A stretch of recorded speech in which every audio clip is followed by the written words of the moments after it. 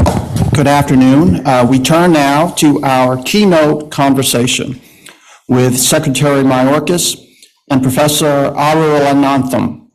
Their bios are in the handout, and I'll simply say this. Alejandro Mayorkas is the 7th Secretary of the U.S. Department of Homeland Security. He is an immigrant and a political refugee himself. You saw Judge Katzman on the video earlier saying how much he loved doing the naturalization ceremony. Secretary Mayorkas has also done that ceremony, including with Judge Katzman. Ahilan Arul Anantham is professor from practice and faculty co-director of the Center for Immigration Law and Policy at UCLA Law School. He has argued in the United States Supreme Court 3 times and has been recognized many times for his work litigating on behalf of immigrants. We are thrilled that Secretary Mayorkas and Professor Arul Anantham are with us today. Please join me in welcoming them. Thank you.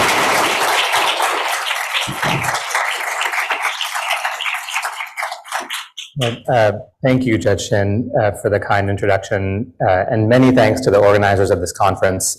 For me, it's an incredible honor to have any role in a conference involving Judge Katzman and his legacy and all that has been done here for representation for immigrants. And it's especially an honor to have an opportunity to speak with you, Secretary Mayorkas.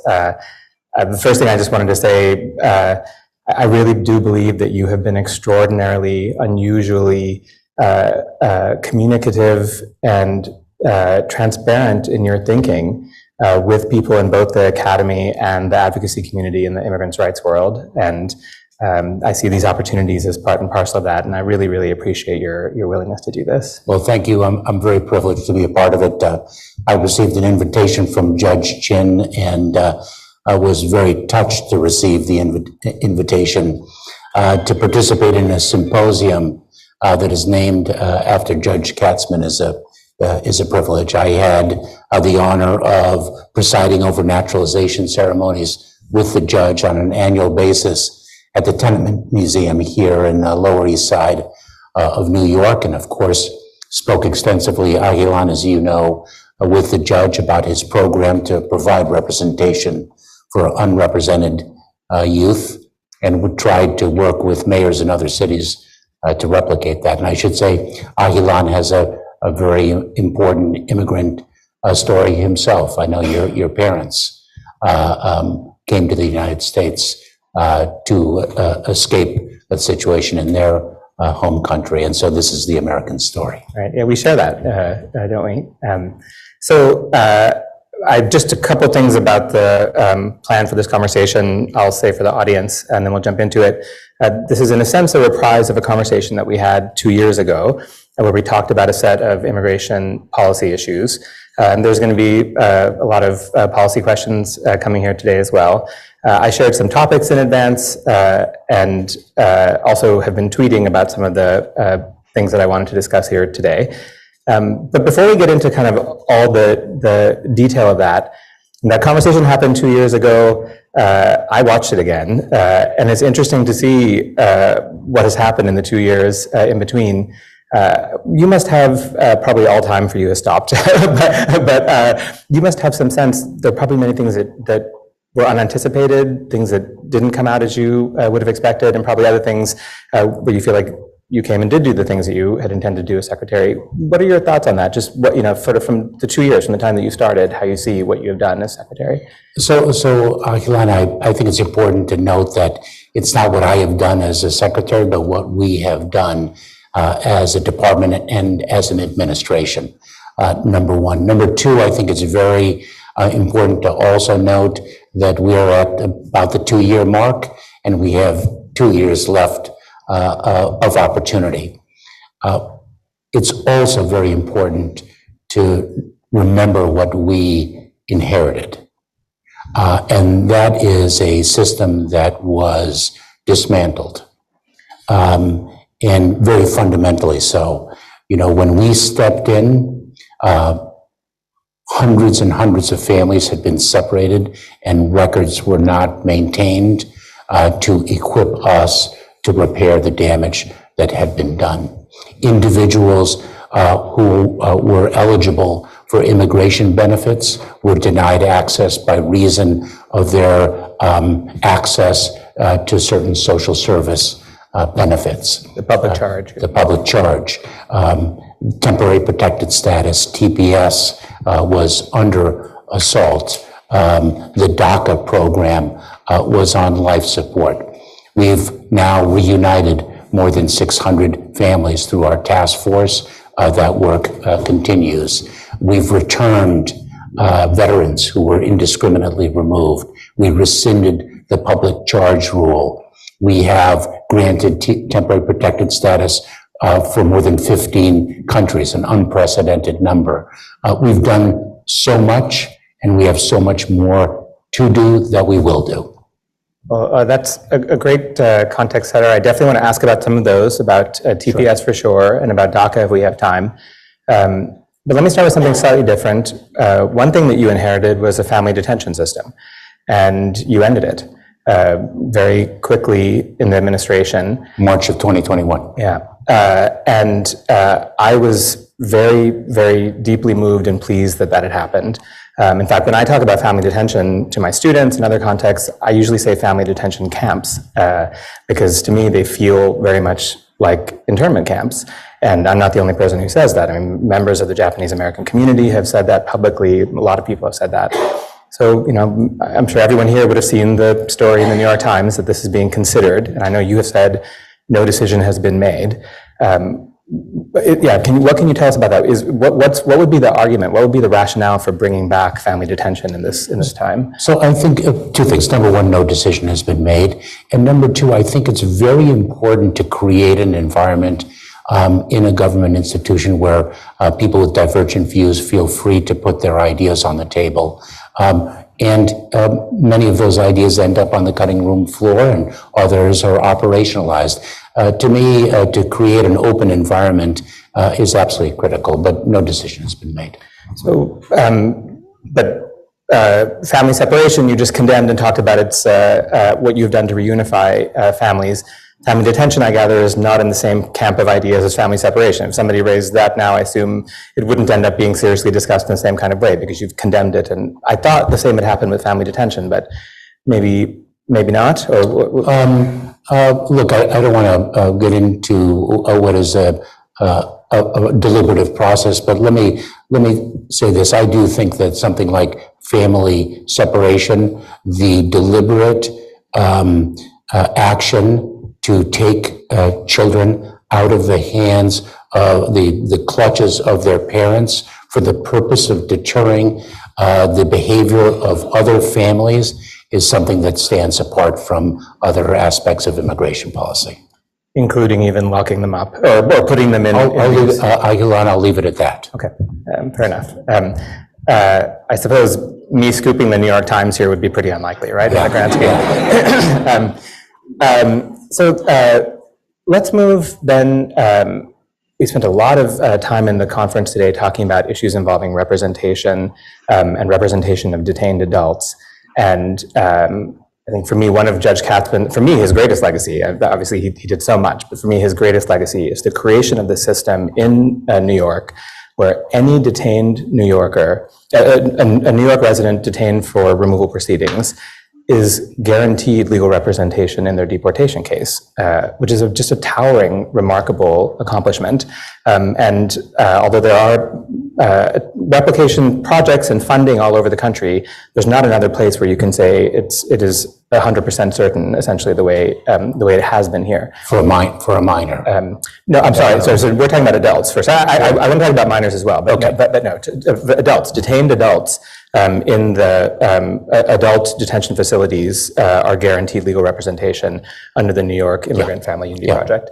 So I hear from advocates, though, and there was a lot of conversation about this today, that this is under some amount of pressure produced by the phenomena of transfers. So increasingly now, people who are residents of New York are being transferred to places all around the country, actually. for their immigration cases. As I understood it, Brooklyn Defender Service, I believe, somebody here will probably correct me, but if I got the description right, half of their clients now are detained outside of the sort of tri-state area, and a third are in Mississippi, in this Adams County facility in Mississippi. Obviously, that means they're very far away from their families, they're far away from their lawyers, and it puts a huge amount of pressure. In some ways, it might be existential for the program. Right? If visiting your client involves not going, even a couple hours away drive, but instead flying to Mississippi, it's a serious shift in the way the system runs. Yeah, I wouldn't describe it as existential, but I understand the strain and pressure it puts on the attorney-client relationship. And that is precisely why ICE has a policy to seek to avoid the movement of an individual in detention to a jurisdiction other than that in which the attorney resides. That is the approach. But the reality of the situation is that transfers are sometimes needed for decompression purposes, and sometimes that's physical separation between the detainee, the immigrant, in proceedings, and the counsel does occur. But that is not by any means an intentional effort or actually a desired action, but it is by dint of necessity in a system that, as you well know, is overwhelmed. So the advocates, in some cases, very seasoned advocates, say that transfer is also used as a tool of retaliation. They've made that claim as to the Orange County facility, which is about, I think, 2 or 3 hours from here. There was a year ago, there was a complaint by Catholic Charities about a number of really horrific sounding conditions problems there. Sure. Recently in California, in the Mesa Verde Detention Center and Golden State Annex Detention Center, there have been hunger strikes going on. And ICE has threatened to, and in some cases I think has already transferred people who are involved in those.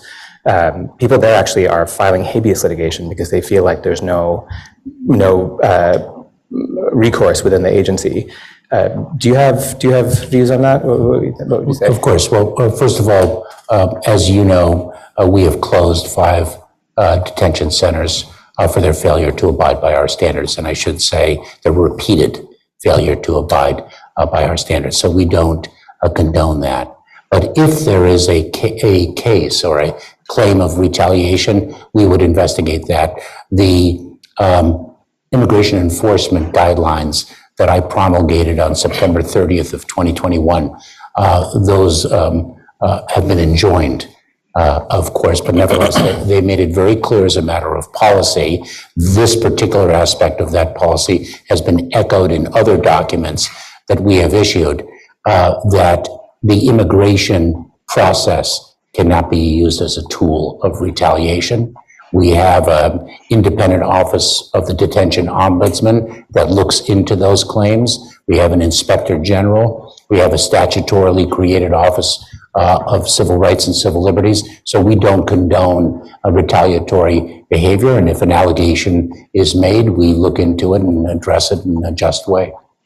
So we had a conversation about retaliation 2 years ago, and you had said something like, let that be the easiest question that I get in this conversation. Of course, something tells me it will not be. Yeah. I guess my question is, you have the policy, and then sometimes the practice on the ground doesn't seem to reflect that. It's a huge agency, and it existed for 20 years. Yeah, last Wednesday. Yeah. Okay. There you go. Which is very young for a federal department. It is a department of, when one speaks of it as large, it is more than 260,000 people. It's the 3rd largest department in the federal government. Wow. Ahilan, it is very important to understand that we define ourselves by our policies. We define ourselves by the values that underlie those policies, by individuals' adherence to those policies with rigor. and the manner in which we address a failure to adhere to those policies, predominantly or especially if that failure is actually a failure of intent as opposed to a failure of accident. And that distinction is very important. Like a mistake as opposed to people deliberately doing, is that what you mean? So I'll give you an example of an error. ICE, Immigration and Customs Enforcement, mistakenly released the names of individuals who were asylum claimants, and asylum claimants because they have asserted that they have fled their country of origin because of a fear of persecution by reason of their membership in a particular social group. ICE made that mistake, and the names were inadvertently released. Remediation occurred very, very swiftly. But there was an allegation, an assertion of a horrific ethical violation. And I take issue with that characterization. Oh, the assertion that you had done it deliberately or It was unethical. It was a violation of ethics. And that speaks to an intent that was non-existent. So I think my question is, I guess it's more about where you have what you can do to bridge the gap between the policy as you want to see it, or as the leadership of DHS wants to see it, and what's happening on the ground. And I think you could ask this question about transfers, you could ask it about conditions of confinement, in a number of these areas where obviously, like I was saying, it's a huge agency, there's all this, it's so many, the field offices, it's spread so far and wide. So besides issuing policy, like is there, that's it. That's called leadership. It's called supervision. It's called training. It's the elements of responsible government and of quite frankly, a responsible organization. How would you say that the shouts and protestations with respect to inequitable apprehensions in the interior of the United States occur at the same in the same way that they historically have, or have you seen a sea change in that regard? No, I do think interior enforcement is very different from what it was before. And Would you say it's a sea change? And if not, why not? I mean, I don't know enough about. Somebody said yes. Yes. I will say this: when one tries to drive success, it is incredibly important to shine a light on the shortcomings. Incredibly important. And what I communicate internally is that we will not shrink from criticism. We will work very, very hard not to deserve it. It is also important to champion success. Okay, so I'll ask you, I'll move to an area where I think there is a lot of success to champion. But before I do that, I want to ask one more question about this subject because part of, and I think this is a question I might have even asked you 2 years ago, but part of what I think is important to kind of give teeth, in a sense, to policy that you're trying to get the field to abide by is things like closures. And you could imagine doing the same thing for cases of retaliation. You could imagine situations where that allegation is made, you prohibit the transfer, or you grant deferred action to the person. You know, the person in the conference 2 years ago was this filmmaker, Claudio Rojas. His attorney is here. He was deported because he participated in the film. That's what happened under the Trump administration, right? He's back. His deferred action is still not granted. And I think if you are a person on hunger strike in Mesa Verde Detention Center, or one of these people who has protested, racist statements by guards and unsanitary health conditions and things like that in Orange County, New York, you genuinely fear that you're going to get shipped off somewhere, 6 hours or 3 hours flight from your family. despite the fact that the Secretary of Department of Homeland Security is saying, and I'm sure you completely believe it, we will not countenance retaliation. So just like trying to think if there's more that can be. You're suggesting, Ahilan, that there's absolutely no accountability, and I think that's a extreme view. Let me make a point. Let's shift to worksite enforcement. Speaking of championing success, or perhaps a bit of an absence of championing, but nevertheless a deserved championing.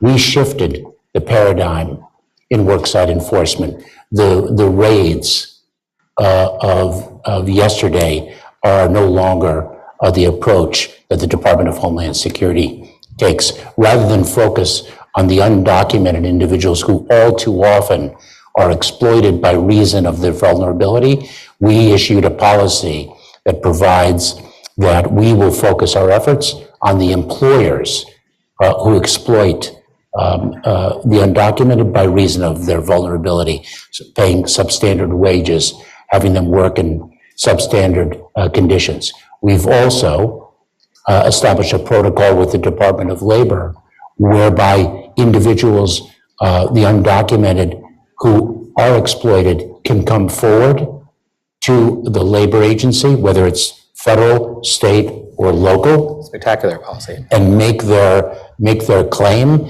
and receive deferred action, which grants them lawful presence and the ability to work, so they're free from retribution by the employer. Yeah, and many things I would say are great achievements of the last 2 years. To me, that would be high on the list. The idea that the enforcement prioritization in the workplace context is meant to supplement robust enforcement of the wage and hour laws rather than undermine it. That's the essence of the idea, right? And Ahilan, there's no shortage of letters of advocacy that I receive with respect to areas of concern. So I would not be reticent in raising issues where one feels that accountability that is deserved has not been brought to bear, and we will prioritize that assessment. Okay. So let's shift to another one where I would say definitely something important to praise, but also things that, in my view at least, are lacking to some extent. When we spoke 2 years ago, just shortly before that, you had exempted, or the Biden administration had exempted children from the Title 42 expulsion policy. And as a result, something like 250,000 unaccompanied children were able to come into this country and escape persecution, very difficult conditions in the border region. I was very proud then. I remain very proud to this day that policy, that you did that and that it has stuck. One effect of that is then you get lots of children's immigration cases going through the system. According to data from Transactional Records Access Clearinghouse from fiscal year 22, last year, about a third of all new case filings that year, so the actual NTAs, the charging documents, are for minors. A little more than a third of those are 5 and under. About a third are primary school, basically, like 6 to 11, and then the rest are older. There is, as you know, no right to legal representation guaranteed for minors going through immigration court. And that's true whether they're unaccompanied, like that cohort, or also in family groups. And there are thousands of children who have also come as part of family groups into the US through exemptions to Title 42 and other mechanisms. So I've followed this issue very closely. And one of the things that I have found historically, and it is true as well under the Biden administration, is that the children who get lawyers, they often do really well because they have very strong claims for a variety of reasons. The ones who don't overwhelmingly lose, and most of them lose without even having a day in court. They lose for failing to come to court, and they have in absentia removal orders entered against them. And here's one: DHS trial attorneys, right, are moving for in absentia orders, or at least not opposing in absentia orders being entered against children who are too young to control whether they even get to court. And there are thousands now of children like this. We studied it in LA. I won't go on and on, but we studied this issue quite carefully. There's lots like this. So one question I have is, what is the legal justification for this? Because I've never heard a legal justification for why that's okay. And then I have policy questions as well. Yeah, so it's, I'm not sure which infirmity you're focused on. So, because you just that a child is ordered deported for failing to appear in court. Well, I would whether ask age you- 7 or age 8 or something like So that. I don't know the track data. Track, by the way, is, if I remember correctly, Syracuse University sponsored system. How many of those children have been removed? I mean, there's thousands I have don't know, how been many have been removed? physically removed. That I do not know, and probably Because I am not a technical expert in immigration, but it is my understanding that very often an individual is placed in proceedings for the purpose of enabling that individual to assert rights that may allow them to remain. Now, I will not by any means defend the fact that children are in immigration proceedings without counsel. I find that unjustifiable. That's the reality. It is also one of the reasons why we actually issued guidance to the lawyers, the Office of the Principal Legal Advisor of Immigration and Customs Enforcement, that mirrors an ethic that was articulated to me and to my fellow Assistant United States Attorneys, which is when one represents the government, it's not about whether one wins or loses a case, but rather whether justice is done. And the guidance that we issued to the lawyers at ICE was that they have a responsibility to ensure that justice is done and to look across the courtroom and understand that the individual may not be represented, but the ICE lawyer may be aware of claims to which the individual is entitled and is unaware of them, and therefore it is our responsibility to bring them to the attention of the court. One of the areas that we discussed, if I remember correctly, 2 years ago, was the special immigrant juvenile. An individual who, a youth, who may be entitled to a basis to remain in the United States, but must have a predicate ruling from a judge in another proceeding, in a non-immigration proceeding. in a state court. In a state court with respect to a finding of abuse or neglect. Neglect.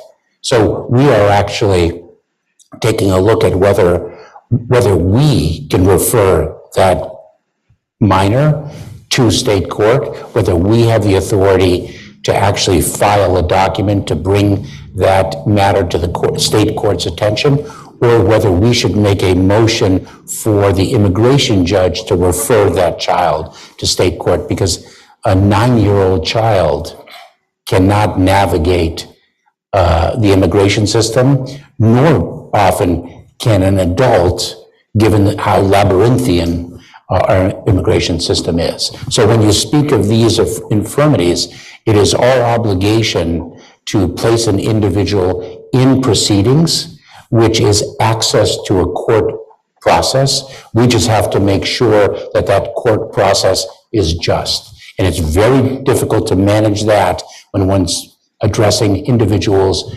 especially minors, who are unrepresented.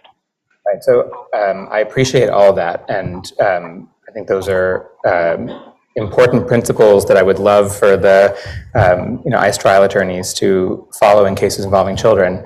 I'll say, because I've tracked, no pun intended, the data on this going back till 2014, the number of children being ordered removed in absentia, that's children, unrepresented children being ordered removed for failing to appear in court, whether unaccompanied or in family units, it dropped a lot during the pandemic, like all the other numbers did, and it is now on pace to go back to the levels it was prior to the pandemic.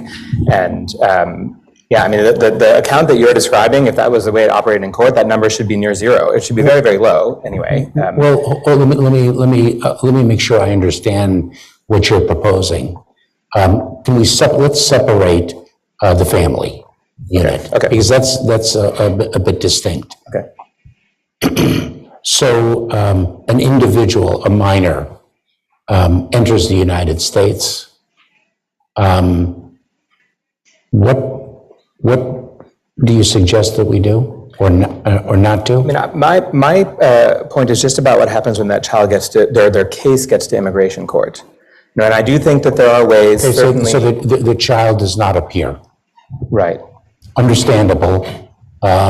Let's just assume a situation where there's no guidance to that child to appear. Okay, what do you suggest that we do? I think contact people, whether in HHS or other entities, to try and track down the guardian and find that child. And you know, in other situations, I would love a world where you you would could like- access legal representation for. Well,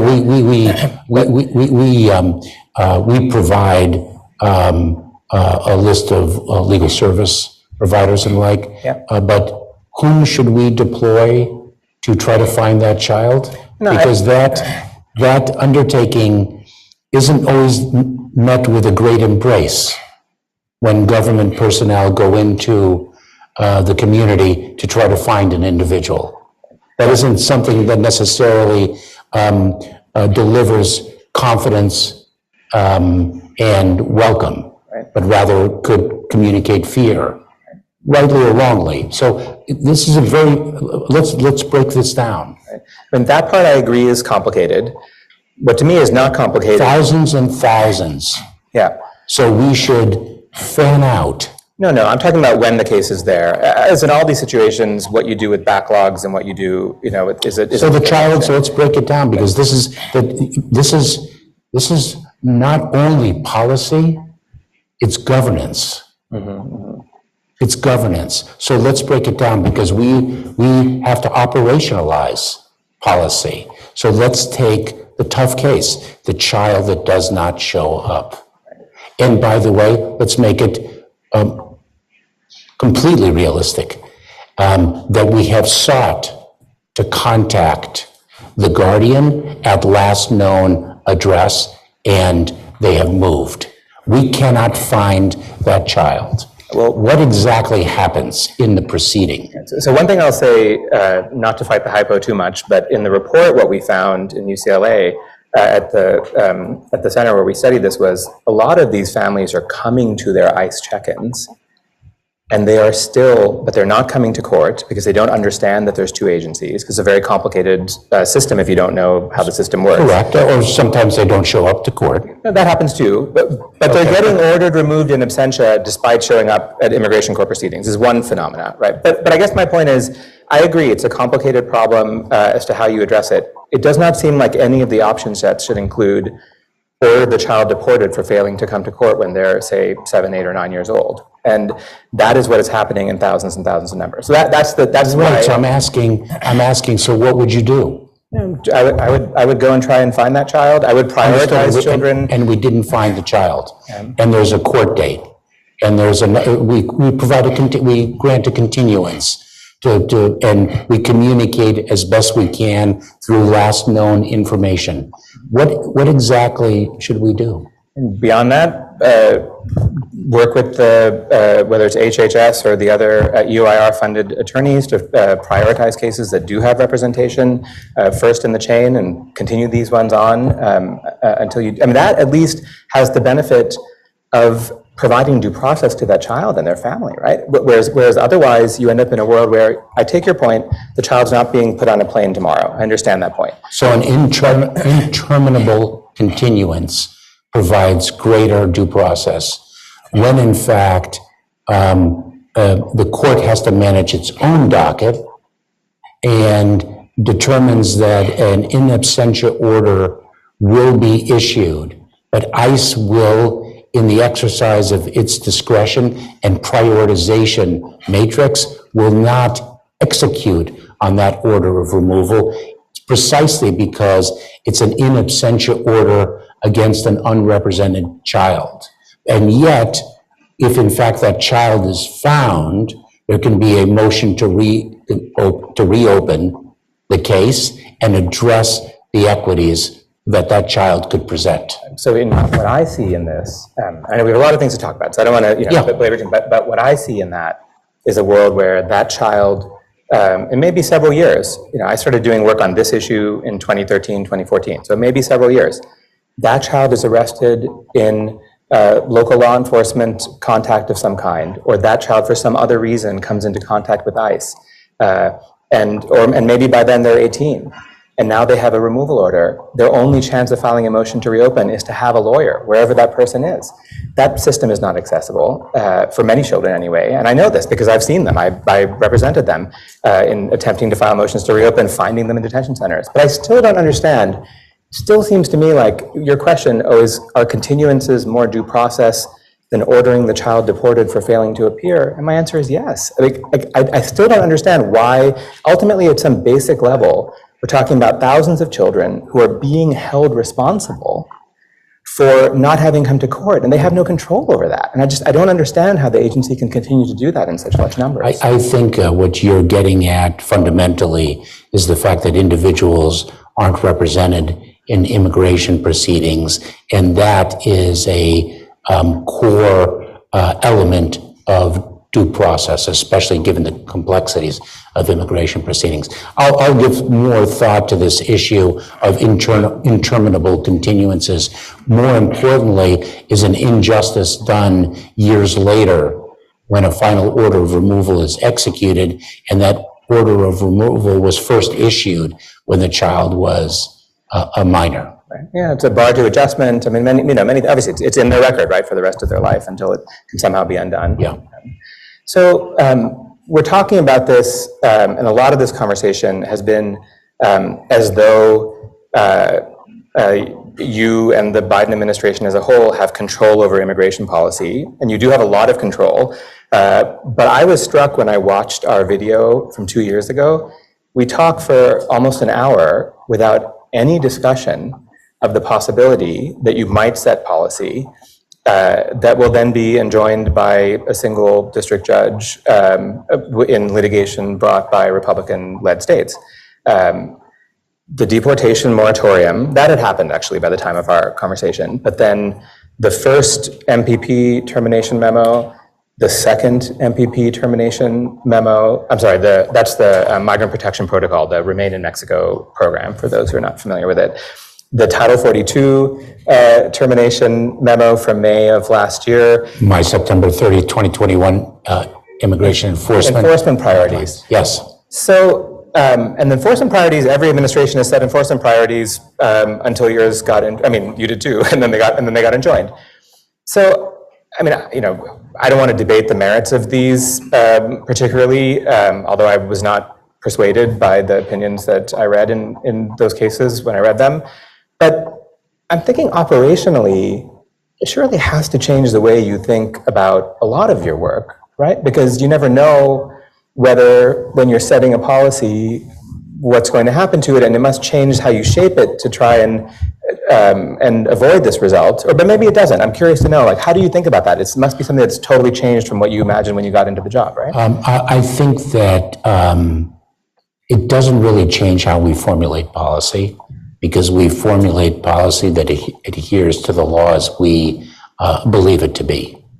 And our policies are not only vetted through a policy-making apparatus, but they're vetted through our council.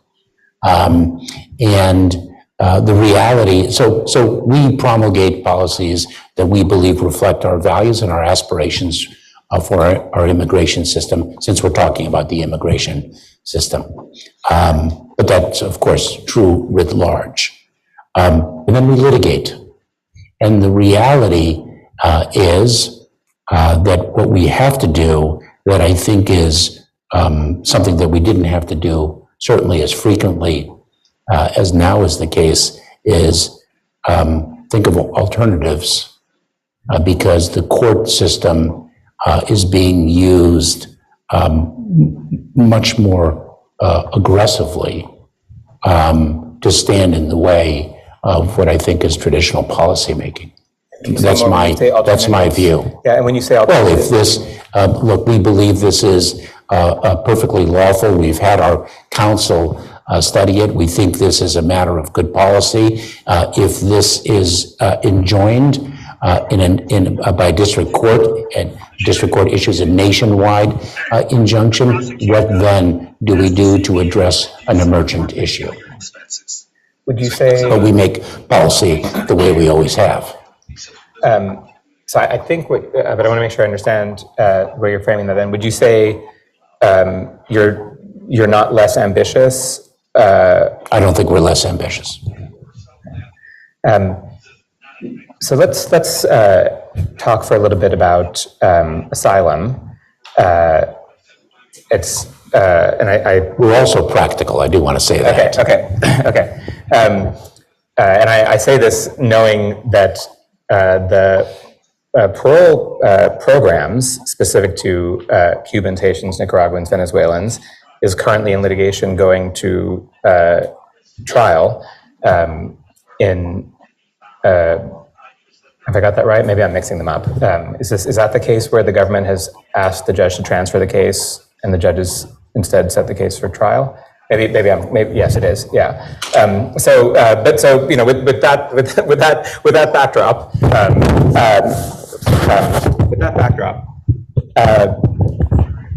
the administration has promulgated a rule that would limit asylum to people that have transited through other countries. That's an inaccurate summary.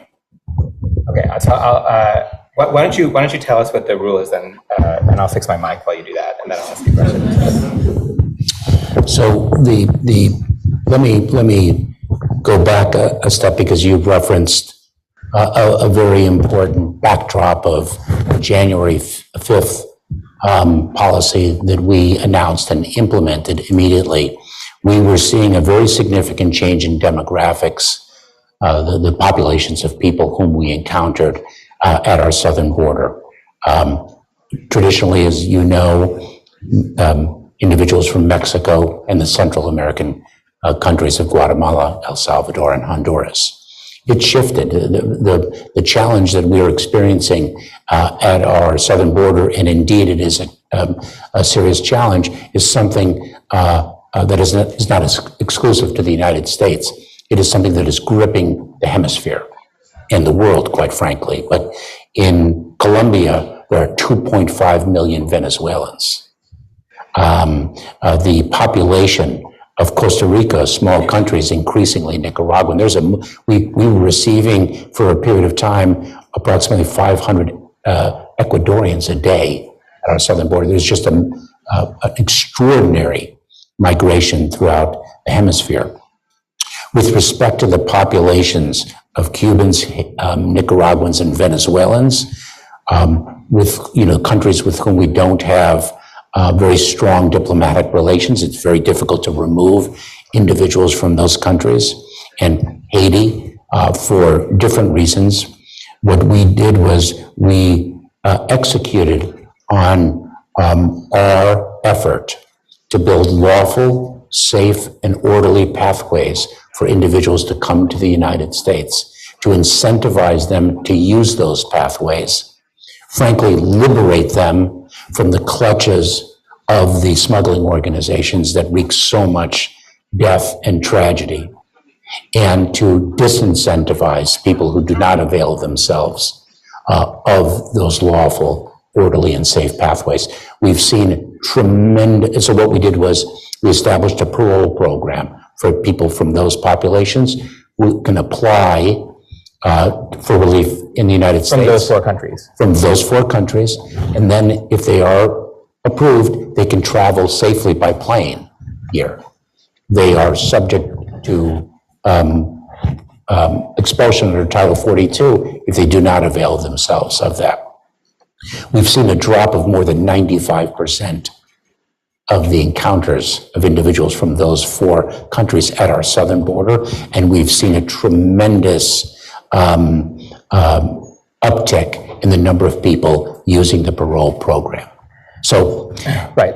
Okay, so you said my description of the transit ban was not accurate, right?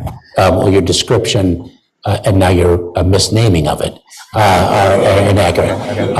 So what we have done is we have issued a notice of proposed rulemaking to solicit comments. And the proposed rule provides that if one wants to make a claim for asylum in the United States, then one can make an appointment through a mobile app, CBP One. One can make an appointment to make one's claim of asylum at a port of entry at a previously scheduled date and time. Again, trying to build a safe and orderly and lawful way for people to come and make their claim for asylum. If they don't do that, or if they do not or have not made a claim of asylum and been denied in a country through which they have traveled to reach the United States, if they have not done either of those, they are not banned from seeking asylum. They encounter a rebuttable presumption of ineligibility that they can overcome, so the bar is higher. What we're trying to do is incentivize a lawful, safe, and orderly way to make that claim and disincentivize the treachery that we see in between the ports of entry. I should say also that in the proposed rule, because it's not a ban, but it's a raised bar if one hasn't sought either avenue. There are exceptions in the proposed rule. If one, for example, has no access to CBP One, individuals from an indigenous community. One is in imminent risk of danger by reason of the threat that one seeks to escape.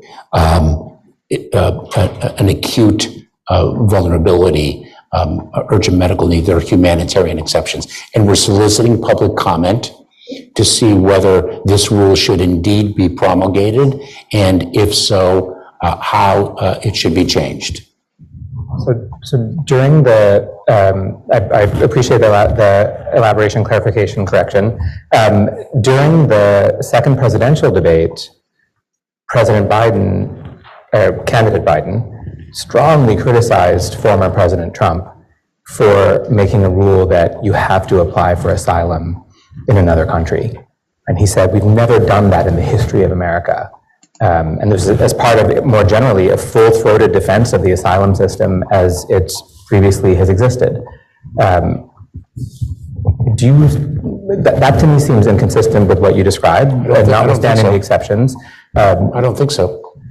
Let me put it this way. Because this is not a ban on asylum. President Trump issued a transit ban. This is not a ban on asylum. As I've explained, here's an avenue to pursue. Here's a second avenue to pursue. If you do not pursue either avenue, then you have a higher threshold of proof to meet, but you're not banned. So, and also, President Trump didn't have CBP One app, an app that we used to successfully relieve people of the squalor of Camp Matamoros that President Trump created. Right. So, an app that is proving tremendously successful in the Title 42 exception process. So what I've seen of CBP One, and I'm not an expert on it, is just horrific glitches. And please explain to me why 740 people a day are granted exceptions under Title 42, having access CBP One app. Please explain to me why thousands and thousands of people have been successful in scheduling appointments under this new program. Right. I'm not saying it's I'm not saying it's technologically flawless, and that we have some work to do. but it's an extraordinarily successful platform. I mean, I guess I think of it as like, if you're one of the 5 people who manages to get the Beyonce tickets when they go out, then it's extraordinarily successful for you. But for the other, lots and lots of people who tried and it was glitchy, or only one member of a family got the appointment and the other member didn't, or something like that, then it doesn't. But I don't know enough about the technology to seriously argue about it. I guess my question moving aside from pop culture, the hyperbolic point that you make is just not accurate. Yes, let's acknowledge shortcomings and let's acknowledge success.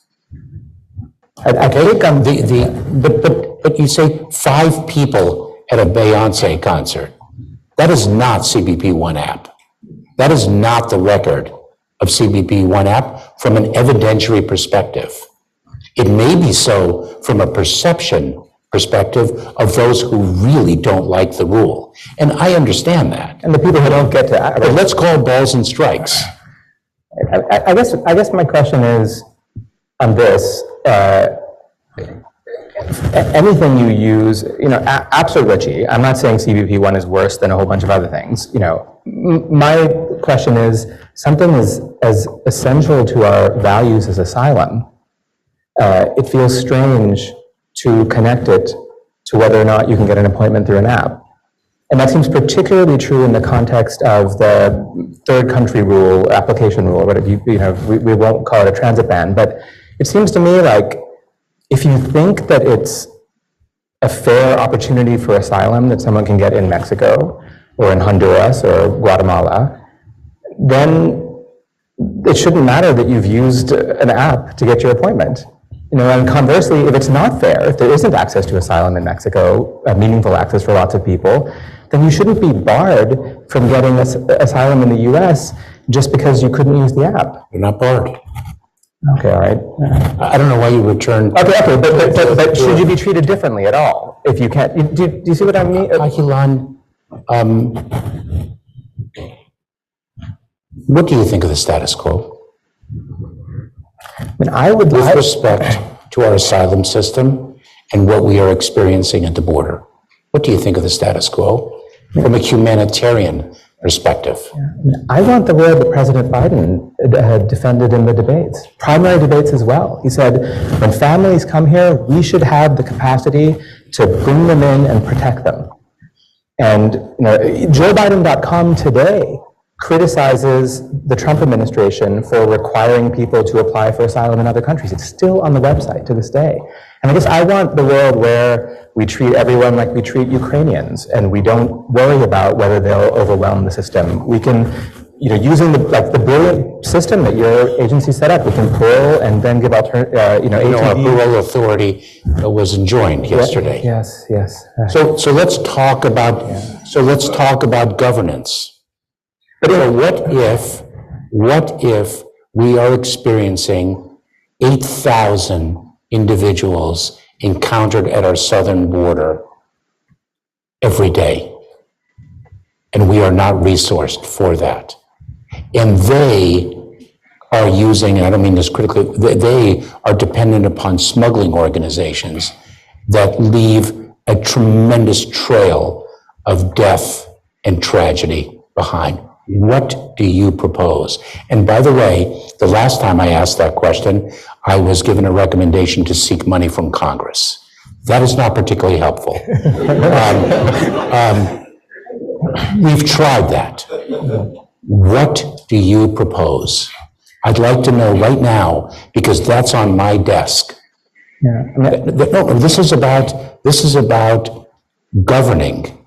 It is about taking one's ideals, taking one's ambitions in seeking to realize those ideals, and meeting the moment, the reality that we confront. So what do you propose? How do you propose that we handle 8,000 people each day when we are not resourced for that? Personnel, facilities, transportation, and the like. How should we handle that? I would say a combination of redistributing resources to accommodate those more. From where? From the interior and from other portions of the system. I would also say, this court order aside, it's okay. But if you read the court order, we won't criticize city, but I'm not going to violate the court order. Yeah. Okay, so we have a court order now. We have a court order that goes into effect now, I think, in 6 days. We were encountering 8,000 people a day. We're resourced for a fraction of that. We also have a responsibility. It is our highest responsibility to ensure the safety and security of the American people. What do we do? I would say, and by redistributing money, one's dealing with appropriations for particular programs. One has Congress to do. It's where do I take the money from? Do I take it from our efforts to ensure the cybersecurity of our country? So do I take it from the Transportation Security Administration, where all of you who travel, your greatest concern right now is, will your flight be canceled? No longer, I would posit. Is it whether you're going to reach your destination safely? Do I take it from the United States Coast Guard that is managing the challenge of the Arctic and the rise of Russia and China in it, or the Indo-Pacific? Should I take it from the Federal Emergency Management Administration when the gravity and severity, the severity and frequency of natural disasters is only increasing? Where exactly do I take it? How much do I take? Where do I put it? Please, right. So, because these are the issues. Right. So I'm certainly not qualified to answer that question. But I'd like you to keep that in mind. I'd like you to keep that in mind when one looks at remarkably dedicated people in government who are trying to do the right thing. Yeah, no, I certainly am not intending to impugn your or anyone else's motive. No, I don't take it personally. Right, but I do think that if the sort of implicit idea there is that, I thought we had 4:15. Are we at time? All right, okay. You know what, let me, in light of that, ask you one last question about a slightly different topic. I think it does connect to this conceptually in some sense. It's not going to solve the problem of 8,000 people being processed today, but it is true that, as you alluded to at the beginning, temporary protected status is a form of relief that, for people already here, provides for work authorization. And of course, in these immigrant communities, that often means remittances sent back to home countries. And you have used TPS, as you said at the beginning, with remarkable effectiveness to grant TPS for a number of countries that did not have it. And I saw in the news that Nicaragua is being considered as well, which would be fantastic from my perspective. 3 countries that have not been either designated or redesignated for TPS are the 3 countries that you mentioned earlier about Central America: Honduras, El Salvador, and Guatemala has not been designated for TPS. And I know that was, the country conditions have been quite poor in Guatemala during much of the 2 years of the Biden administration.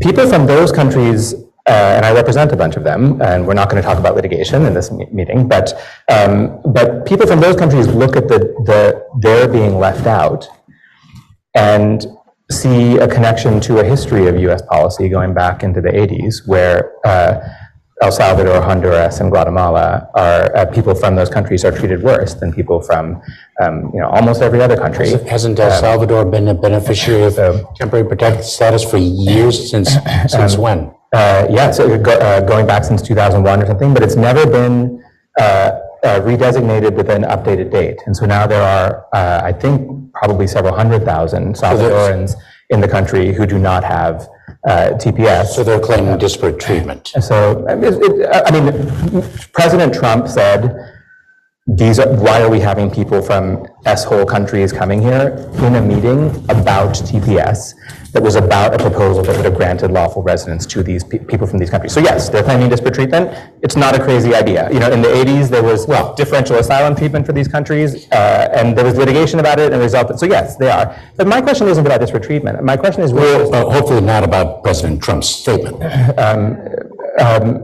No, although, yeah, I mean, the Biden administration would be defending those terminations in court actually later, but we're not, but I don't want to talk about the litigation, but those are still, that is still the government's position, is that those terminations are valid, right? Ahilan, we won't talk about the litigation. We will not. My question but don't tell half a story.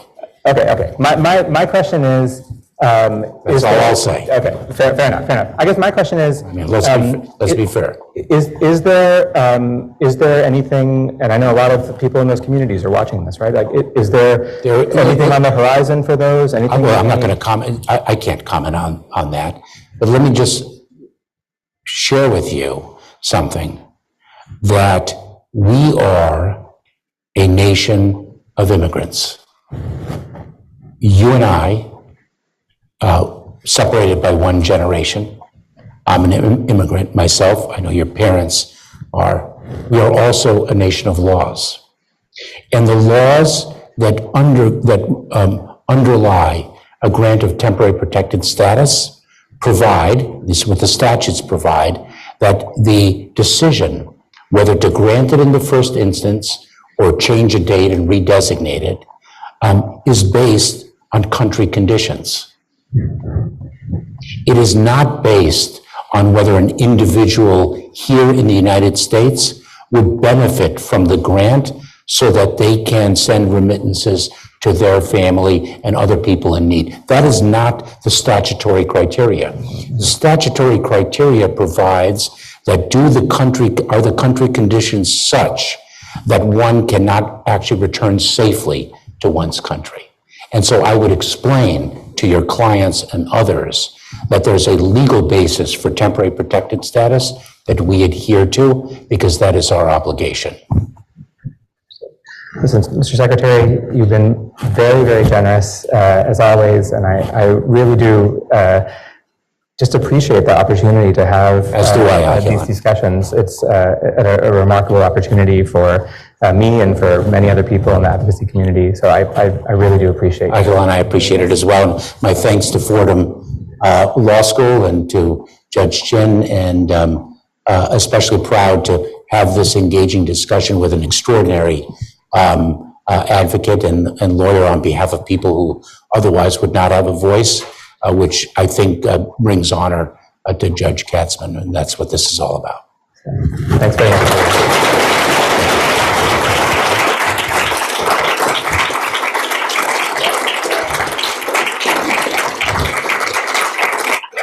Thank you again, Secretary Mayorkas and Professor Oluwempen.